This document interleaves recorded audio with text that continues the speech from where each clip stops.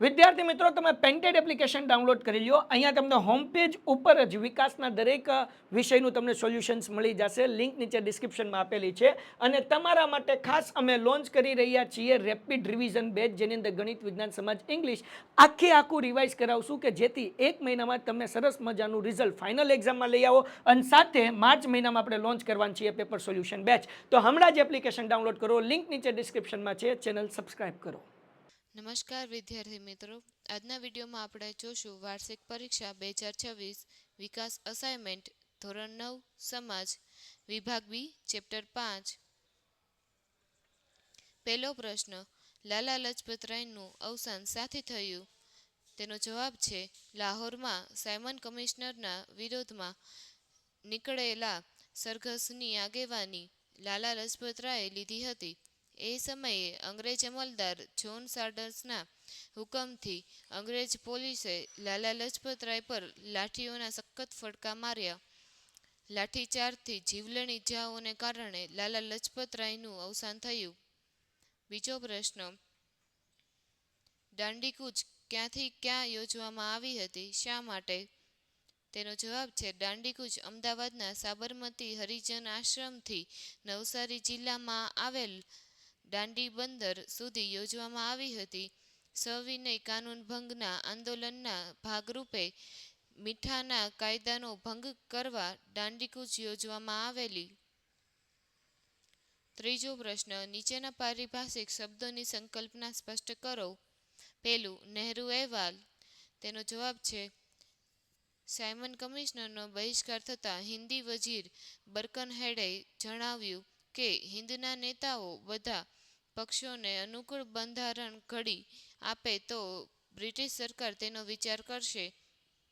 આ આહવાનને પડકાર સમજી હિન્દી રાષ્ટ્રીય મહાસભાએ મોતીલાલ નહેરુના પ્રમુખ પદે નહેરુ કમિટીની રચના કરી. આ કમિટીએ બંધારણ અંગે જે અહેવાલ આપ્યો તે નહેરુ અહેવાલ તરીકે પ્રસિદ્ધ છે. બીજું, ગોળમેજી પરિષદો. બ્રિટિશ સરકારે ભારતને કેવા પ્રકારનું બંધારણ અને સુધારા આપવા તે માટે જે પરિષદો બોલાવી તે ગોળમેજી પરિષદોના નામે ઓળખાય છે. લંડનમાં મળેલી પહેલી પરિષદમાં કોંગ્રેસે ભાગ લીધો નહોતો, તેથી તે નિષ્ફળ ગઈ હતી. બીજી ગોળમેજી પરિષદમાં કોંગ્રેસના પ્રતિનિધિ તરીકે ગાંધીજી હાજર રહ્યા હતા, પરંતુ તે પરિષદ પણ નિષ્ફળ ગઈ હતી. ચોથો પ્રશ્ન, ભારતના ભાગલાને પરિણામે ભારતને કઈ કઈ મુખ્ય સમસ્યાઓ હલ કરવાની હતી? તેનો જવાબ છે ભારતના ભાગલા પરિણામે ભારતને હલ કરવાની સમસ્યાઓ. પહેલું, લશ્કરોની વ્યવસ્થા. બીજું, મિલકતોને લગતા પ્રશ્નો. ત્રીજી, લેણા અને દેવાનો હિસાબ. ચોથું, નિરાશ્રિતોનો પુનર્વસવાટ. પાંચમું, જાહેર સેવાઓ અને તેના અધિકારીઓએ તથા વહીવટીતંત્રની વ્યવસ્થા. છઠ્ઠું, ભારતની પૂર્વ અને પશ્ચિમ બાજુએ નવા રચાયેલા પાકિસ્તાનની સાથેના આંતરરાષ્ટ્રીય સરહદો નક્કી કરવી. અને સાતમું, નદીઓની જળ વહેંચણી. પાંચમું, કારણ આપો. ભારતના લોકોએ સાયમન કમિશનરનો બહિષ્કાર કર્યો. તેનું કારણ છે પહેલું, ઈસવીસન 1919ના મોન્ટફર્ડ સુધોષના અમલનો અભ્યાસ કરી ભારતના વહીવટી તંત્રમાં નવા સુધારાઓની ભલામણ કરવા. નવેમ્બર 1927માં બ્રિટિશ સરકારે સર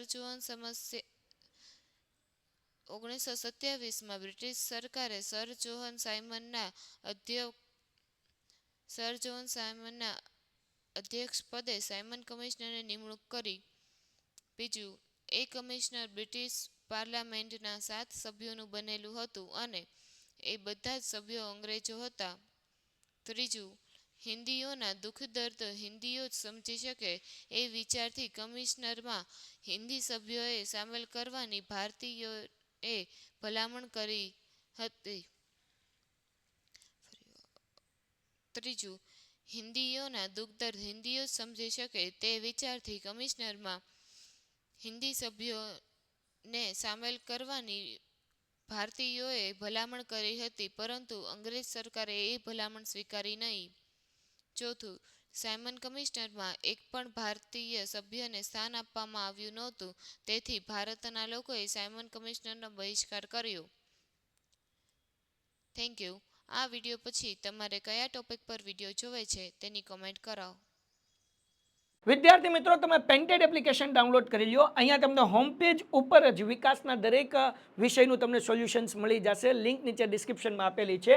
અને તમારા માટે ખાસ અમે લોન્ચ કરી રહ્યા છીએ રેપિડ રિવિઝન બેચ, જેની અંદર ગણિત, વિજ્ઞાન, સમાજ, ઇંગ્લિશ આખું રિવાઇઝ કરાવશું કે જેથી એક મહિનામાં તમને સરસ મજાનું રિઝલ્ટ ફાઇનલ એક્ઝામમાં લઈ આવો. અને સાથે માર્ચ મહિનામાં આપણે લોન્ચ કરવાની છીએ પેપર સોલ્યુશન બેચ. તો હમણાં જ એપ્લિકેશન ડાઉનલોડ કરો. લિંક નીચે ડિસ્ક્રિપ્શનમાં છે. ચેનલ સબસ્ક્રાઇબ કરો.